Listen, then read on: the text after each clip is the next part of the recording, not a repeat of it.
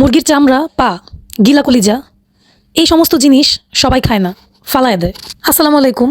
গরুর ভুঁড়িটা সাধারণত কোরবানি ছাড়া সহজে কারো বাসায় কেনা হয় না, কারণ মুরগির মাংসের দাম আর গরুর মাংসের দাম আকাশ আর পাতাল, মানে জমিন আর আসমানের তফাৎ। যাই হোক, অনেকে মুরগির চামড়াও খায় না, পা খায় না, গিলা কলিজা খায় না, কিন্তু আমাদের বাসায় সচরাচর এইটা একেবারে নিয়ামতের মতো খাওয়া হয়। সবাই খুব পছন্দ করে।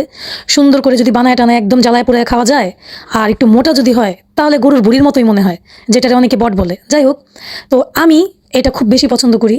এটা যদি একটু মশলাদারভাবে রান্না করা হয় তাহলে মনে করেন যে গরুর ভুঁড়িরে বলবে 2 হাত দূরে থাক, অনেক বেশি মজা হয়। এটা স্বাদ করে রান্না করতে পারলে টেস্ট খারাপ হয় না। যাই হোক, আমরা গরু তো সব কিছুই খাই, গরুর এমন কোনো জিনিস নাই যে ফালানি যায়, কিন্তু মুরগির অধিকাংশ জিনিসই অনেকে ফালায় দেয়। বাজারে যখন দাঁড়ায় থাকি তখন দেখি সব কিছু ফালায়া সলিড মুরগির মাংসটা নিয়ে যায়। এরকম অনেক ফ্যামিলিতে আছে, ঢুকাইস না ঘরে, ঢুকাইস না গিলা কলিজি, ঢুকাইস না, আরে পাও ঢুকাইস না, এরকম বলে। কিন্তু আলহামদুলিল্লাহ আলহামদুলিল্লাহ আলহামদুলিল্লাহ আমরাও মুরগির সব কিছুই খাই।